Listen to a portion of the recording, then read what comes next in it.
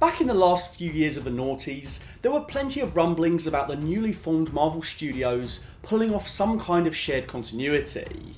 Iron Man had had his one movie and then popped up in The Incredible Hulk, and I remember a few mainstream UK movie critics at the time questioning the point of that. In fairness to them, it seemed like the kind of sequel baiting a studio would often do when getting far too ahead of themselves. I mean, were Marvel and at the time Paramount really going to launch not just one, but several successful franchises off the back of a bunch of B-listers before mashing them together for a team-up film?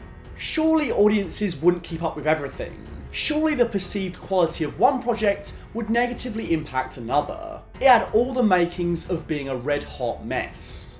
But I was an early adopter to the MCU hype right from the start, and the reason for that wasn't just my love of Marvel. It was because I'd grown up as a huge Doctor Who fan, and that series had just proven that all of those promises were possible. Russell T Davies revived Doctor Who in 2005 and stayed on until the turn of the next decade with the 2010 New Year's Day special, The End of Time Part 2. In those years, not only did he successfully relaunch Doctor Who for both new and returning audiences of varying ages, he launched 2 spin-off shows that expanded the world and offered something different but still in the same vein. Much like the heyday of the MCU, it meant that fans never had to go more than a few months without more live-action Who adventures, and just like the MCU, there were plenty of perspectives and people to follow and fall in love with. They even had their own Endgame-style finale that saw just about everybody in every loose thread come together to face the Thanos of all enemies in Davros, creator of the Doctor's arch-foes, the Daleks. Just about everything the MCU was good at doing from 2008 to 2019, the WHOniverse managed to pull off from 2005 to 2010. The only difference was that the WHOniverse shared world took place on the small screen, and Marvel were trying to do it on the silver screen. But I wager television means more screen time and more storylines to contradict and risk splitting all of that well thought out continuity into smithereens. Whilst the RTD era certainly wasn't the first on-screen shared universe, I think it's the first one that managed to pull off an MCU-style model, wherein separate characters, teams and storylines all shared the same space, would cross over, but also reach their own satisfying conclusions. It felt like a living, breathing world, and each passing year would see the WHOniverse move forward with exciting new developments that could affect every show in either skin-deep or deeply affecting ways.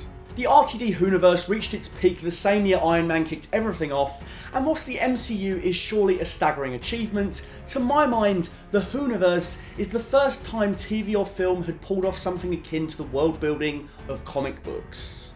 RTD is a comic book fan. Agatha Harkness? Yeah, that's why he's called Jack Harkness. So I would imagine the showrunner had the Marvel Comics worlds in mind when crafting the satellite shows around the flagship Doctor Who. So the DCU... That's pretty good.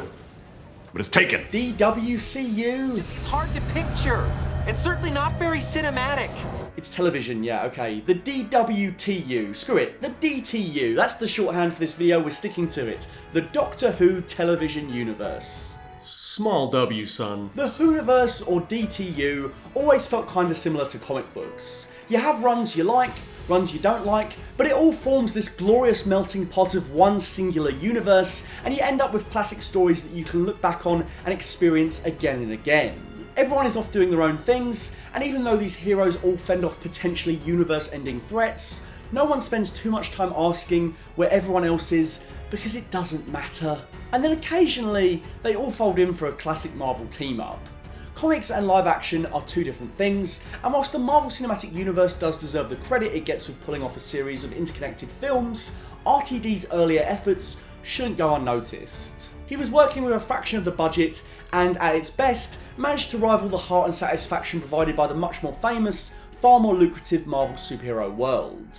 This is how RTD's era of Doctor Who proved that Marvel's plan could work and paved the way for the Marvel Cinematic Universe. I'm regenerating. RTD didn't create different shows based on existing properties and then tie them together. The initial inception of this larger world was a fairly standard television procedure. The breakout character gets a spin-off. Yay! Captain Jack was beloved by audiences after his stint at the end of Doctor Who Season 1, and a spin-off, Torchwood, was commissioned and set to air after Series 2 of Who. Torchwood was Doctor Who's answer to Joey. It was in Series 2 that the second Doctor Who spin-off was set up. Sarah Jane. RTD made real a fanboy pipe dream and brought back the late great Elizabeth Sladen as Sarah Jane Smith. This kind of represents the first crossover on this RTD era WHOniverse. While Sarah Jane would also spin off into her own show based on the success of her appearance in the main show, the return of this character marked a distinct bridge between the old series and New Who. RTD had managed to successfully plant New Who into the old continuity in his first series, but having Sarah Jane there in the flesh tied those two spears together once and for all. It was a sequel story to her time on the show. Does he still stroke bits of the TARDIS? Yeah, he does. I'm like, do you two want to be alone? So RTD had two popular characters on his hands, one newly created and one legacy, and with the ongoing success of Doctor Who's mainline series, the potential in two sister shows detailing other adventures in the WHOniverse was ripe. But unlike Kevin Feige and the team at Marvel, there was no groundwork to base these new stories off of. Whilst RTD perhaps had the advantage of having a successful series as a springboard, all the supporting characters and lore for Torchwood and the Sarah Jane Adventures was going to be uncharted territory. New characters, new organisations, new monsters. Fans get up in arms now about all sorts of things, sometimes rightfully so, sometimes not so much, but think back to this. RTD was already making sure he didn't piss off fanboys with his version of Doctor Who, and now he was going to triple the odds of fanboy rage. He clearly was undeterred by this. Something I think the DTU did better than the MCU has ever done is truly branch out with tone. Torchwood was truly an adult-only show, whilst Sarah Jane was aimed squarely for kids. Whilst this did mean that sometimes Torchwood would go out of its way to explore mature themes and end up coming off somewhat juvenile, it also meant that it could do things like routinely kill off major characters or put them through the ringer in ways that would be too dark for standard Who. Whilst these shows stood apart from Who with their own monsters and ideas, the connective tissue was always there. At the end of Torchwood Season 1, the mysterious hand in a jar bubbles and Jack makes an abrupt exit. Cut to Doctor Who Series 3 and we get the resolution to that. Jack crosses over into Doctor Who in one unbroken line from the Torchwood headquarters to the TARDIS. Jack met Martha Jones and a new incarnation of the Doctor. This TARDIS trio took on the Master in the year that never was, before making his triumphant return to Torchwood. He had gone from being a reluctant leader, waiting for the Doctor to save him, to embracing his role in Torchwood and his colleagues there. The real Torchwood was the friends we made along the way. The hand that had been seen so many times in the spin-off ended up back in the possession of the Doctor, where it would remain until Journey's End. Little objects and references like this being peppered throughout all three shows, like the Vote Saxon posters, constantly served as a reminder that this was a living, breathing world. Other terrible plots are still occurring in the time frame that the heroes we are following are fighting something else. Sarah Jane remained in her corner of the WHOniverse after school reunion, and Jack went through the ringer losing 2 team members and having an unfortunate reunion with his brother. Oh, and he was also buried alive. It was a crazy series. Martha Jones hopped from Doctor Who to Torchwood and back again. I think Martha's role in Torchwood Season 2 showed how cemented the idea of a shared universe had become. Now you can have the companion to the last series of Doctor Who just walk into the much bleaker Torchwood world, referencing the Doctor and her travels, and it felt seamless. Seeing her with Torchwood also gave us an update on her ongoing arc. The next time we would see her back in Doctor Who, she would be an important member of UNIT. She's brought in to consult on alien physiology, a status she would carry into the following series of Doctor Who. There's fun sparring with Owen as the other medic, a bit of a Rocket/Star-Lord rivalry or a Peacemaker/Bloodsport rivalry. He does exactly what I do, but better. You could watch any of these stories in isolation and get the essential facts to know what was happening, much like the solo movies in phases 1 to 3 of the MCU. There were always cheeky references to what happened in the other shows in a way that was intriguing but not distracting if you hadn't seen it. By the time we came to David Tennant's final episode at the end of Series 4, Torchwood and Sarah Jane both had multiple series under their belts. We'd met UNIT, the world was aware of several alien incursions, and the Doctor had made a slew of different friends. There was enough world building and likeable engaging characters to pull off a multiverse ending, catastrophic nuclear finale. All that was needed now was an Avengers level threat. Somebody call the Daleks. We need some Daleks up in this motherfucker. 6 Infinity Stones? Nah mate, try 27 planets. Tony Stark is missing? Why don't you just think to call him? One deeply misguided ideological idiot coming right up. It would be easy to lose sight of the story in an epic crossover end of the universe storyline, but the first part of this story pulls together all the references it can whilst delivering on the best character moments from all 3. Turn Left is utterly fantastic. Using Donna Noble's perspective in her very first appearance on the show, Turn Left imagines a world without the Doctor. What's great about this is that it plays on that trope we rightfully ignore in things like the MCU. Where are the other heroes? Turn Left doesn't just show what would happen without the Doctor, it shows what would happen if Torchwood and the Sarah Jane team were absent too. Donna finds out that the SJA gang stopped the Judoon in Season 3, and Torchwood stops the Sontaran plot in Season 4. They all die in this version of the timeline, and from there things only continue to get worse. Turn Left is great because it's the perfect first step to a huge endgame style finale, but what makes it easily the best part of this 3-part story is the character work. Donna's life in this alternate timeline becomes more and more depressing, but her courage to rise above it and eventually make the decision to try and change it is hugely satisfying. All the characters in this feel so real, and their reactions to these larger than life events manifest in really grounded, sobering ways. Sylvia's broken-hearted admission that things will get worse midway through the episode is a shocking moment for a character that has always been so headstrong. What if it never gets better? Even the bees are disappearing. You don't see bumblebees anymore.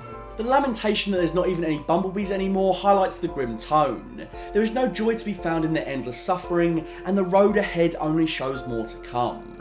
We're living in the kitchen. You got camp beds, you got the cooker you keep warm, you got the fridge you keep cool. It's good. Rocco Colasanto's story is perhaps even sadder because unlike Sylvie, he never breaks. Even when he and his family are taken away and forced to work in labour camps under new xenophobic regulations, he saves face and tries to find positivity in the world. Every time I watch this episode, seeing he and Wilf salute each other is one of the most gutting things in the whole RTD era. Labour camps. That's what they called them last time. This episode is a stark reminder of how we as a society can witness things go from bad to worse and normalise them because we feel powerless to do anything.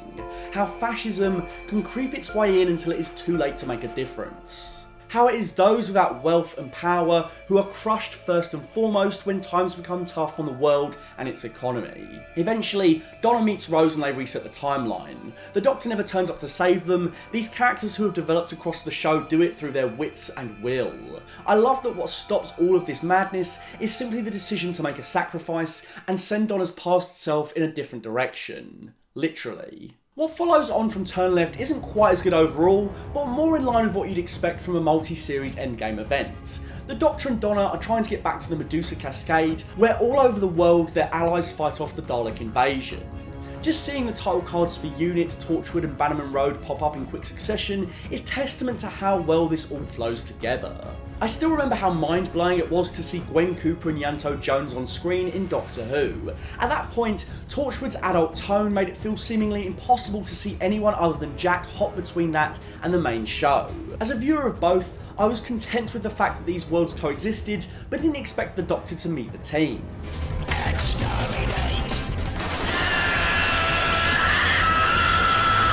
I liken this to the jump from the first Avengers to Infinity War. The first Avengers set a new precedent by bringing the main heroes together, but by the time we got to 2018, every single hero's supporting cast was featured in a complex malaise of characters. Where we originally had just Cap, just Iron Man, just Thor, just the Hulk, we now had Sam, Bucky, Rhodey, Pepper, Heimdall, Valkyrie, and so many more. In both instances, bringing in the supporting characters would feel overstuffed if it happened all at once, but by bringing in a Sarah Jane or an Iron Man first, you can follow up with the elements of their world later on. It took a couple of seasons to get to the point where Gwen Cooper could be fighting off Daleks, whilst Unit and Martha Jones were off doing the same, but boy was it satisfying when it eventually came to pass. But RTD never let the mere visual of seeing everyone together supersede the drama of the scene. Take the Subwave network. That literally has all of the core cast popping up on a Zoom call. Seeing everyone on a computer screen is probably about as far from dramatic as you can get. The thing that drives this is the return and end of Harriet Jones. Harriet Jones. Yes, we know who you are. Harriet Jones was quickly deposed by the Doctor after he disagreed with her methods all the way back in the Christmas Invasion. Here, the Doctor is nowhere to be found, and she finds some vindication in the notion that she was right to build the sinister Mega Death Star laser. In spite of the Doctor cutting her off, she still makes a sacrifice play in his name, dying not knowing if he would find out about her efforts. Harriet was a key supporting player in the early days of RTD Who, and she comes back here for a poignant and affecting death that adds another layer of cataclysmic finality to it all, and perfectly establishes the theme RTD explores with Davros in the next episode. You take ordinary people and you fashion them into weapons, transformed into murderers. Journey's End continues the antics, and yes, it is incredibly silly that the Daleks' ultimate motivation is to destroy everything. Being the only race in the universe fits their ideology, but the idea of nuking every single atom, what exactly were they going to do after that? I don't know, it's a touch too much. What works about this finale is Davros forcing the Doctor to contend with the very notion of doing this Avengers team-up, showing to him that he makes weapons of all his friends in spite of proudly stating he never carries a gun. The Doctor is soaked in bloodshed in spite of his pacifist leanings. In the end, Davros is proven right, as the Time Lord, appropriately with the help of companion Donna, lays waste to the entire Dalek fleet. It was so cool just to see Jack Harkness, Donna, Martha, Rose, Mickey, Sarah Jane and Jackie share the room. It really did feel like Doctor Who couldn't get any bigger than this. Even though I think most kids at the time knew David wasn't about to leave, the cliffhanger of seeing him regenerate was hugely entertaining and left us all begging to see the conclusion this episode a week later. Doctor Who hasn't gripped the nation quite like that ever since. RTD bringing everyone together to pilot the TARDIS, with the conceit that the Doctor runs around the console because it's meant to be piloted as a team, is the perfect metaphor for why he needs his friends. But in true RTD fashion, after that, we're forced to watch Rose end up with another man, and Donna loses her memories for good. I've done a video on this already, so I'm not going to re-waffle here, but Donna's memory loss is the single best companion exit ever. It is so bitterly sad, only made worse by the Doctor stating that everyone he loves has someone else, and that Wilf will forever look up at the stars and think of him. But every night, Doctor, I'll look up at the sky and think of you. No cliffhanger series ending this time, the final image of this story merely sees the melancholic Doctor meditate on everything he has had and everything he has lost. No matter how many plates were spun during this era, no matter how many shows were set up, and no matter how much world building was established, it always came back to our connections to these characters and how they made us feel. So after 2008's Series 4 came the post-Endgame era, where RTD was still cooking, but the big final crossover event was behind him. There were a series of specials in 2009 leading up to the regeneration of 10, and with it, the arrival of Stephen Moffat's new Doctor Who era. Alongside these specials were a season of Sarah Jane and Torchwood. How do you stop things from becoming stale? Well, you drop Children of Earth. This was the best Torchwood season ever. The show finally found its footing, and with a mini-series structure and single enemy that made for a gripping 5-part storyline in which the remaining members of Team Torchwood were pushed to their limits. Instead of being adult for the sake of it, this season told a story that was only appropriate from Torchwood's perspective and couldn't have worked through the Doctor. In the final episode, Gwen Cooper has a monologue that perfectly explains why 10 never appeared in the show.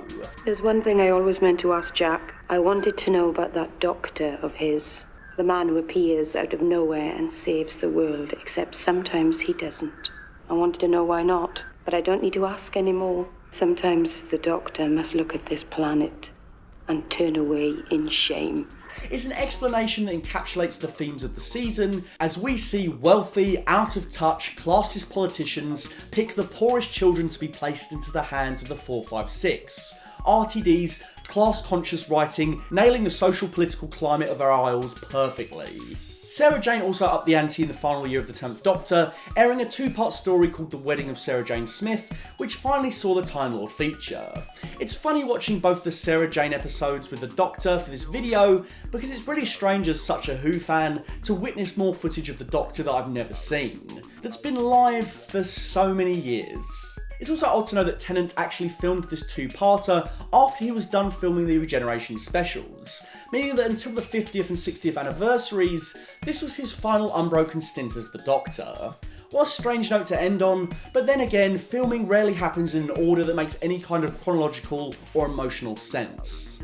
The special saw the Doctor do the inverse of the series 4 finale. Rather than being surrounded by his friends, he walked the universe alone, with guest characters becoming his companions in each standalone story. We got the Waters of Mars, which is not only one of the best 10th Doctor episodes, but showed how far the Time Lord could stray into villainy when he's not accompanied by the people he trusts. If Davros was the Thanos, the villain you deploy for your cataclysmic finale, then the Master is your Green Goblin, your Joker, your deranged, psychotic, smaller scale villain that manages to pack a punch due to his warped philosophy and personal connection to the main character. Making Sim's Master the enemy to 10 in the End of Time was the perfect way of going bigger after Journey's End without actually going bigger. I know a lot of people have problems with the End of Time, and I get it, but I think seeing the Doctor forced to keep Gallifrey banished after all the times he's missed its absence over the preceding years was a great way of giving him one last test. Having Wilf be his final companion led to some utterly masterful conversations between the two, and I love the idea that he would have travelled with the Doctor had he been in a younger body himself. I'd be proud if you were my dad. Two old souls that would do anything for each other, and in fact, they do. The Doctor sacrifices himself to save Wilf because he cares about him so much and will always value his life above his own. I love the victory lap we get with 10, seeing all of his companions one last time. RTD said that he felt like the showrunners following him might never use these characters again, so he wanted to give them all some kind of ending. It showed just how far we came in this shared universe, giving us one last look at everybody and giving the audience the chance to say goodbye to it all. The only issue was that the RTD shared universe DTU continued on in a few small ways, and the whole idea of Doctor Who having successful spin-offs never quite survived in the same way. After the 11th Doctor's hugely well received first season, he popped up in the Sarah Jane Adventures in 2010 with The Death of the Doctor. The coolest thing about this Sarah Jane two-parter is that RTD got to write a little bit for the 11th Doctor, meaning he got to write for every New Who Doctor up until Capaldi's debut in 2014. Moffat would later end up writing for more Doctors, with 1, 8, War, 10, 11 and 12. I'm sure RTD could catch up though, as he's already confirmed to have written for 9, 10, 11, 14, 15 and who knows. Whilst I don't think there's any major disparity in how this RTD flavoured 11 comes across, there are one or two moments that I can imagine coming out of David Tennant's voice. Sorry, I was slamming it. I like that this episode features clips of 10 and then 4 and 3 because that's who Sarah Jane remembers. At the Doctor's funeral, she remembers him as one unified entity, as she should. Joe Grant hearing that Sarah Jane got to see the Doctor again in the modern era is affecting. Sarah knows exactly how it felt prior to school reunion, and now she gets to see that even though the Doctor has subsequently made an effort with her, he hasn't with companions like Joe. Much like that unifying funeral montage, I like that RTD retcons 10's final walk in the End of Time to suggest that he looked back on all of his companions, not just the ones ascribed to that face. Not only does it show Joe that even though he cannot go back, he will always care, but it also once again brings together all those different faces. The Doctor is one person with many faces. I don't like it when it's implied they die and become someone else because they don't. They undergo a huge change, yes, but the foundation of who the Doctor is stays a constant. Much like the little crossovers in the MCU, it's just fun to see Sarah and Joe in Eleven's TARDIS interior. It's a little visual you wouldn't usually expect to see. I like that after building up to a Doctor appearance in the Sarah Jane Adventures, they just went ahead and had the Doctor appear again without too much fuss. It's easier to have the character pop up here than it is in Torchwood, and I think if the show had continued, we would have expected more from 11 in this corner of the WHOniverse. What if we had an appearance every year in Sarah Jane Adventures from 11? That would have been neat. Of course, it wasn't meant to be, as Elizabeth Sladen sadly passed away in April 2011, leading to a truncated and final Series 5.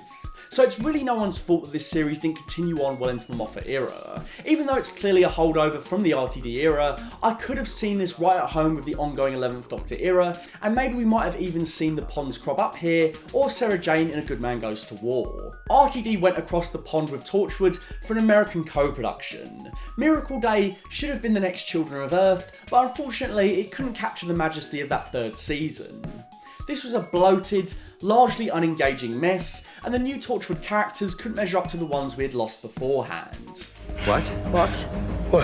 2011 for the WHOniverse has some shades of the post-Endgame issues for the MCU. Sure, Jack was off doing his own thing still, but having the whole world made immortal, only for it to go unnoticed in Doctor Who, feels similar to having a celestial corpse sticking out of the atmosphere, only for it to go unmentioned for 2 years. The connective tissue between Torchwood and Doctor Who had been lost. Quick unscripted note I just want to add in is that one of the problems with the MCU after Phase 3 is that they did that 5-year time jump after Thanos had won, and if you go back to the Doctor Who Series 3, there's a better way they could have done that whilst keeping all the arcs, because the Master does something similar in that we get a 1-year time jump after the Masters ruled the Earth, much like Thanos with the 5-year jump. But at the end of that Series 3 storyline, the characters rewind time, so we go back to where everything was, left hunky-dory, except the characters are described as being in the eye of the storm, and they remember everything. So they still get their arcs, but the world doesn't jump ahead, and it doesn't become out of sync with what we're supposed to be watching as an audience. That's something I think's been massively weird for the MCU ever since. The fact that things like Far From Home take place 5 years later, and Peter is with classmates who are now 5 years older, all of that stuff is so messy, and it's never quite worked in the MCU. And I was fully expecting after Infinity War, before Endgame came out, I was fully expecting them to do the RTD thing of having the 5-year time jump, scroll back, and everything to be reversed, and for only the characters that we were following to remember. And I was actually really surprised that they didn't take a leaf out of Doctor Who's book there. Anyway, I think the turning point for keeping some semblance of unity came and went with A Good Man Goes to War. Jack Harkness very nearly popped up, and it would have made perfect sense given the context of the Doctor needing old friends to be his soldiers in order to save Amy. Captain Jack fits that role to a T, but scheduling conflicts meant he didn't appear, and instead we were left with various cameo characters and ones that we had never seen before, yet we were told that they were like old friends. That would have worked much better if someone like Jack had been there, and I can only imagine the interest in the character would have been maintained, and he might have even popped up in Series 7 and beyond. It is a crime that River Song and Captain Jack never got a scene together, let alone a storyline. During the Moffat era, there were plenty of rumours about spin-offs. One that I'm shocked never materialised was the Paternoster Gang. Jenny, Vastra and Strax were a trio of fan favourites that appeared periodically right up until Capaldi's debut story Deep Breath in 2014. Only to vanish without a trace, they never got mentioned ever again. Similarly, Kate Stewart and Osgood made several season-defining appearances post the 50th anniversary, with the 2-part Series 8 finale and the 2-part Zygon Adventure in Series 9. You'd have thought they could have gotten their own spin-off, but nothing came of it. It's truly bizarre that Moffat would consistently set up supporting characters in a similar vein to RTD, but would ditch them when he seemingly got bored of them. I feel like in the RTD era, you'd have had Capaldi Who, a Kate and Osgood led unit show, and a Paternoster show all at once. Paternoster for the kids, unit for the adults. At the very least, the decision to have neither group show up in Capaldi and Moffat's final series was truly baffling. The only spin-off that ended up coming to fruition was Class, headed up by Patrick Ness. Right off the bat, this one had the most boring premise of all of the spin-offs created during the revival, centering around some kids at Coal Hill School. We'd already been introduced to teachers and students from Coal Hill in Series 8, and of course, none of those characters factored into this spin-off, making it feel like a completely different place. Where Sarah Jane Adventures waited to include the Doctor and Children of Earth cleverly explained it away, Class blew its load on the first episode and had 12 crop up. It was an underwhelming and ill-thought-out cameo that did little to boost excitement for the series. It also showed why it was ultimately better to go with Gwen's monologue about the Doctor turning away in shame, because having 12 standing next to gory, bloody imagery just doesn't work. The Doctor is a family character. Horrible things happen in the WHOniverse, and the Doctor is privy to them, but showing them with him on screen breaks the reality of it all. He didn't need to be here, but then neither did this show in the first place. It's not surprising it never came back for a second series.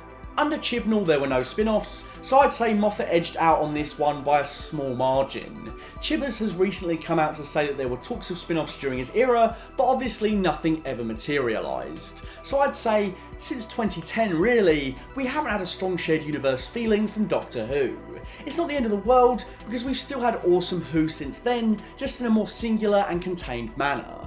The whole shared universe appeal went from being something that could have been an ongoing staple to something that defined RTD's time as showrunner. But here's the funny thing, I've been teasing this video for bloody years. When I first teased the thumbnail and the video subject, we were knee deep in the Chibnall era. The idea of RTD coming back at that time seemed insane. I had a whole bit written about some of the spin-offs Davies spitballed in an interview, and I was going to say that whoever was next in line to run Who should look to his old model in the noughties. Time is a funny thing, a wibbly wobbly thing, because now not only are we post RTD announcing he will return, the 60th anniversary is almost upon us. Who could have thought we'd be seeing David Tennant back as a new incarnation of the Doctor, with Donna, Wilf, her daughter, and Beat the Meep. Crazy times, man. In 2021, RTD made some comments about how we thought the BBC was squandering the potential of Doctor Who and its shared universe model. I was in the middle of running an empire, and my god I did that 10 years too soon, didn't I? There should be a Doctor Who channel now. You look at those Disney announcements, all of those new Star Wars and Marvel shows, you think we should be sitting here announcing the Nyssa Adventures or the return of Donna Noble, and you should have the 10th and 11th Doctors together in a 10-part series. Genuinely, and I think that will happen one day if we can just shift Doctor Who up a gear. Wow, how incredibly prophetic. I wanted to make a video on the shared universe model of RTD before this interview, but that made me actually start writing what would later become this video you see today. When RTD made those comments about how there should be a Whoniverse of shows, we had no idea he was remotely close to booking his old gig. Now all those comments in retrospect seem like what could be our first insights into the RTD2 era. The fact that Unit now has an Avengers Tower in the 60th Specials trailer makes me think that we could finally be on the verge of that Kate Stewart Osgood show, but I think if spin-offs do happen, RTD will follow a similar model to what happened before. I don't think he'll rely too heavily on legacy lore to create his shared world. I think he'll pull a Torchwood and give us a new sphere of the Whoniverse to get excited about, and then give us an SJA where one legacy character drives something that opens the door to more new characters. I don't know if I can save your life this time. The beauty of the Whoniverse is that it can now be every bit as weird and risk-taking as it wants. Audiences are well attuned to shared universes, so much so that now the only thing left to do is cross them over with themselves. Doctor Who is in a unique position in that it can do long-term series that come back for multiple seasons in cohesion with the main show, but it can also do one-offs that have no relation at all. Time can be rewritten. RTD was exceptionally smart in the way he crafted it all. At the same time, given the chemistry of 10 and 11 in Day of the Doctor, I'd totally watch a mini-series of the pair. Imagine a 5-part Children of Earth style adventure with the fugitive Doctor, finally giving her a chance to shine. Or what about McGann's 8 finally given some proper screen time? Imagine a new season of Torchwood with Gwen Cooper finally making her triumphant return. Imagine doing a spiritual sequel to SJA, catching up with the kids of Bannerman Road in their adult lives, galvanised once again to face an alien threat. All of these past Doctor shows should not be overly concerned with where they fit in. McGann doesn't need to do Time War shenanigans, and Ruth doesn't need to take on the Division. They should face new enemies, and we should be given a reason enough to care within the confines of their own isolated narratives. That way, it won't take away from the current serving Doctor's tenure. If we're on the 10-11 show Series 3, then we've gone too far. The spin-off shows about the Doctor are where you can get clever with your crossovers. The Doctor Who Sarah Jane Torchwood template still absolutely works. My hope is that RTD gives us new characters just as good as the ones that got their own series in the 2000s. I don't necessarily think we need more Torchwoods. What is going to be the next Torchwood? I think the remit of one for the kids, one for the adults, and the flagship for everyone is still pretty solid. Torchwood didn't always hit the mark in that regard, but I see no reason why we can't get another Whoniverse series that strikes that Children of Earth tone. Doctor Who is in need of a shot in the arm, and RTD is the perfect person to do that. Aside from Kevin Feige, he's probably the only person I'd trust with that many spinning plates in a single franchise. The new trailer for the 60th Specials was a whirlwind and reminded me of just how epic and awesome Doctor Who can be. Roll on the specials, roll on Ncuti Gatwa, and roll on what could be another huge time for Doctor Who, where we get a whole host of shows and adventures from every corner of the Whoniverse imaginable. At this rate, what worked for the DTU and the MCU might see the former last longer than the latter. A big thank you to my full fat tier patron, Dr. Chike, and Nathan Shaw. If you'd like to donate money to my Patreon, you can find me at patreon.com/fullfatvideos. If you'd like to find me on Instagram, you can find me at full_fat_videos. And if you'd like to find me on Twitter, you can find me at fullfatvideos.